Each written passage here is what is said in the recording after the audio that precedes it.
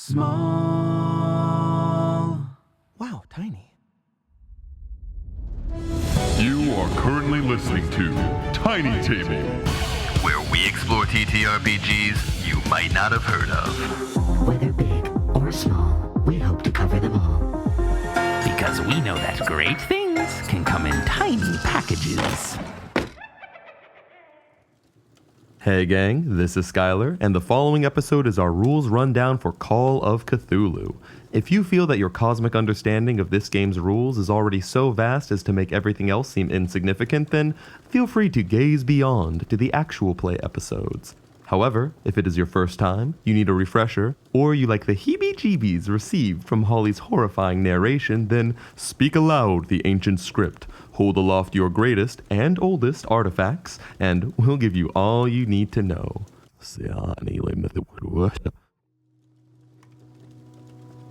Call of Cthulhu knows the oldest and strongest emotion of mankind is fear, and the oldest and strongest fear is fear of the unknown. This investigative horror game will appeal to fans of H.P. Lovecraft, Robert Chambers, and the long legacy of cosmic horror inspired by their stories. Ever since you first beheld that twisted insignia inscribed in Sir Tennyson's pendant, your dreams have been perturbed. Restless nights lead to agitated days. Your thoughts rot with repetition of the sign.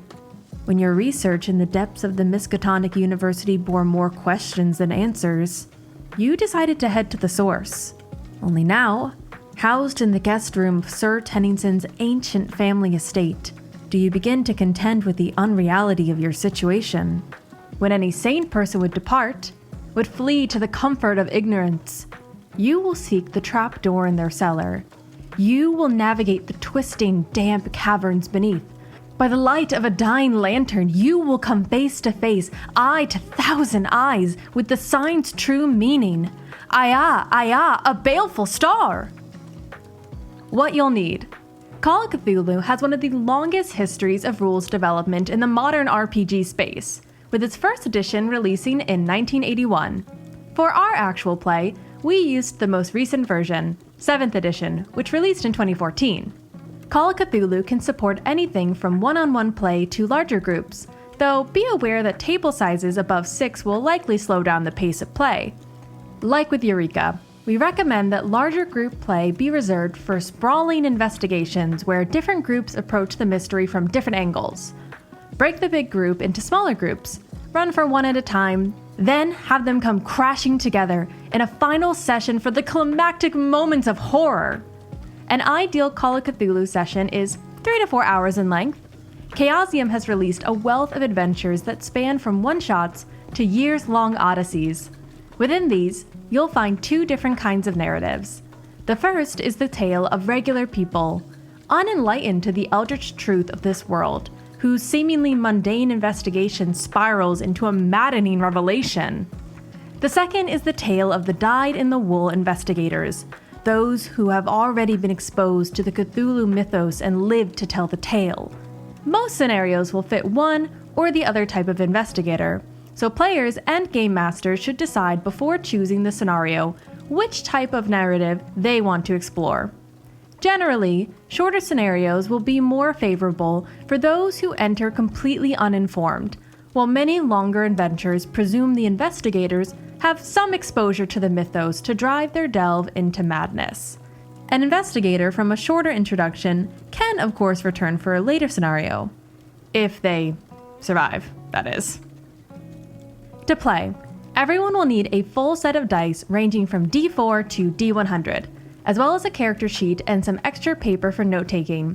Both printer-friendly and auto-calculating form-fillable PDF versions of the character sheet can be found in the Resources tab of Chaosium.com. The Game Master, here called the Keeper of Arcane Secrets, should bring a copy of the Keeper Handbook, and at least one player should bring a copy of the Investigator's Handbook, both of which can be ordered in print or PDF on Chaosium's website or at your local game store. As a final addendum, it's recommended that all players, especially the Keeper, have read at least one Lovecraft story before playing to ensure familiarity. The Dunwich Horror is conveniently printed in full in the Investigator's Handbook, starting on page 18. Other great short options include The Shadow over Innsmouth or the titular Call of Cthulhu. If you want a novella, At the Mountains of Madness is one of Lovecraft's finest. Speaking of reading Lovecraft, a few content warnings. Don't know if you've heard the hot gossip around this happening celebrity, but H.P. Lovecraft was not the nicest fella. Though he recanted some of his heinous beliefs near the end of his life, it's undeniable that Lovecraft's white supremacist xenophobia informed the basis of his cosmic horror. The Shadow over Innsmouth, for example, crafts an allegory of racial miscegenation through the unsettling union of humans with the fish-like deep ones. Long story short, if you're going to dive into Lovecraft, be prepared to contend with how unsavory his views of real people informed his writing. If you want a deeper dive into this subject, we recommend reading Alberto Alcaraz Escarcega's 2020 essay, A Blind Horror Beyond All Rational Proportion, The Racial Imaginaries of H.P. Lovecraft, available for free at library.brown.edu. As for the content of the game itself, the core rules give a brief acknowledgement of Lovecraft's racism, but are not really concerned with altering his fiction to serve a modern perspective. If you're looking to play in good faith, and talk to your table about how and why you want to engage. Lovecraft's keystone genre of cosmic horror revolves around the themes of insanity, institutionalization, surveillance, and body horror. If your character encounters a creature from the mythos, prepare for tentacles, mandibles, malformed flesh, and all manner of grisly alien design. While human weapons are rarely strong enough to harm these otherworldly creatures, expect melee and gun violence when facing human foes. Deranged cultists and mind-broken thralls are also common appearance. In our own play, the core mystery revolves around an inhumane asylum, featuring medical mistreatment, institutionalization, bodily mutilation, insanity, and solitary confinement. The final episode also includes physical and gun violence, as well as a big scary monster. Preparation. Character creation in Call of Cthulhu begins with the Keeper setting expectations for the scenario. This will always include setting information, like the location and year, as well as possibly some directions to focus your character's design, such as a quick pitch of the scenario or relevant character occupations. Call of Cthulhu features a very wide skill list, and it's common for different scenarios to prioritize different approaches. If your party is about to enter a research-heavy scenario and nobody has invested in the library use skill, you're going to have a bad time. Feel free to work collaboratively with your fellow players if you want to design characters that work together within an organization. There's a whole chapter in the Investigator Organization Rules, starting on page 122 of the Investigator's Handbook. Once you have a sense for the type of person you'll be playing, it's time to get rolling. You'll begin by rolling your characteristics, which are generated in two different ways. Strength, Constitution, Dexterity, Appearance, and Power are generated by rolling 3d6 and multiplying the result by 5. Size, Intelligence, Education, and Luck are generated by rolling 2d6 plus 6 and multiplying the rest by 5. Traditionally, you'll roll once for each characteristic, but there are some variant options starting on page 59 that allow for choosing where to place your rolls, modifying low rolls, point buying, and more. Your characteristics will help you determine other traits, like your damage bonus, hit points, and movement rate. From here, select an occupation for your character, which will provide you a list of possible occupation skills and a budget of points to invest in them. You can find a detailed list of occupations in Chapter 4, starting on page 66. Every skill in the game has a baseline value, and each point you invest will increase your character's value in the skill above its baseline. Between occupational skills, personal interests, and weapon training, your character will emerge with a granular portfolio of skills both mundane and esoteric. Give them a name, practice an old-timey voice, and you're ready to get started. For Keepers, preparing a scenario in Call of Cthulhu can involve either preparing a pre-written module or developing one of your own. Scenarios in Call of Cthulhu work best when a singular entity of Lovecraft's mythos sits at the adventure's center. All you really need to flesh out the setting is to ask a few questions. Where are we? What Lovecraftian horror is concealed here? And what does it want? Answer these questions and the scenario will be easy to prepare. If you're working with a written module, especially larger adventures that will take many sessions, be sure you have a good understanding of these questions as they apply to the current arc of the journey. It can also be helpful to collect the stat blocks of the major NPCs all in one place for ease of reference, alongside a map if the area's layout is relevant to the story. One last great thing to prepare is a list of motifs for the horror at the root of the narrative. This makes it easy to insinuate moments of dread, like a reoccurring pattern the investigators notice in more and more places, or a feeling of being watched in a seemingly empty room.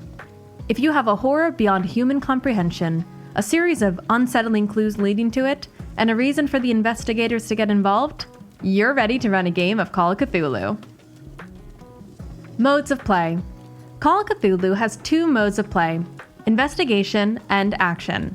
Resolution of action across all modes of play relies on a D100 system of rolls. Call of Cthulhu is a roll under system, meaning you want to roll equal to or below a target number. These target numbers are determined by the relevant skill or characteristic your character is using, and modified by the roll difficulty. The majority of rolls are regular difficulty, meaning you want to roll equal to or below your skill or characteristic number to succeed. Occasionally, you'll roll at hard difficulty, requiring a roll equal to or below half the relevant skill. In truly dire straits, extreme difficulty requires a roll equal to or below 1/5 of the relevant skill. The form fillable character sheet on Chaosium's website helpfully calculates and displays the half and fifth values for each characteristic and skill. Keepers are encouraged to reserve hard difficulty for tasks that would challenge even a professional, and extreme difficulty for only extreme circumstances. In situations where an investigator's skill is in direct conflict with an NPC's skill, such as an investigator rolling sneak versus a guard spot hidden, the difficulty becomes hard if the NPC's skill is 50 or higher, or extreme if their skill is 90 or higher. Regardless of the difficulty, a roll of 1 is a critical success, granting the investigator an additional boon in their efforts, while a roll of 96 to 100 is a fumble, a failure with additional consequences. Now at this point, you might be looking over your character sheet and starting to sweat. A lot of these skills aren't very high. What do you mean my character only has a 20% chance to jump? Let's grant some insight. First of all, to the keepers listening, you should only be prompting for rolls when the investigator is attempting something challenging, with significant possibility for failure. If it seems likely they'll succeed, no roll is required. The low baseline percentages on these skills simulate the average person and how well they'd perform a given specialty under pressure. For our players listening, you also have some tools to affect your rolls. A failed skill roll can be pushed by telling the keeper how your character redoubles their efforts and changes their approach to turn failure into success. A push roll is rolled again. On a success, perhaps more time has passed, but the effort is successful. On a failure, the consequences are far more dire than they would have originally been. Keepers are encouraged to mete out damage, sanity checks, loss of equipment, capture, or worse, as consequences for a failed pushed roll. Only skill and characteristic rolls can be pushed, so no rerolls on luck, sanity, or combat rolls. Speaking of combat, let's get crunchy. When play shifts from investigation to action, play proceeds in an initiative turn order determined by the dexterity characteristic of all characters and creatures involved. Highest dexterity goes first. This applies to both fights and chases, and with the creatures your character might encounter, running will often be a good idea. Whether fleeing an eldritch horror or pursuing a flighty suspect, follow these rules for chases. First, establish if the speeds of both parties are close enough to warrant a chase scene. Each participant rolls Constitution for a foot chase or Drive Auto for a car chase. Failure decreases a creature's movement score by 1, while successes leave movement unchanged, and extreme success increases it by 1. If at least one pursuer has movement equal to or greater than the movement of the fleeing character, it's time for a chase scene. During a round of a chase, each character gets a number of movement actions. starting at 1 and gaining 1 for each point of movement faster they are than the slowest participant. These actions can be used to advance forward to the next location, initiate an attack, or perform some action to maneuver through a hazard or around a barrier. The keeper will lay out a string of locations including hazards and barriers, then determine a starting distance between pursuer and pursued. From there, it's up to all the parties involved to make good use of their skills and environment to take the lead. But if that lead falters, your character may need to fight to survive. Unlike the rest of the game, combat in Call of Cthulhu relies on opposed rolls, a system where both characters roll. Levels of success are compared with extreme successes beating hard successes, which beat regular successes, which beat failures. This system is used for both attacks, which deal damage, and maneuvers, which give some form of positional advantage like pushing an enemy off a ledge.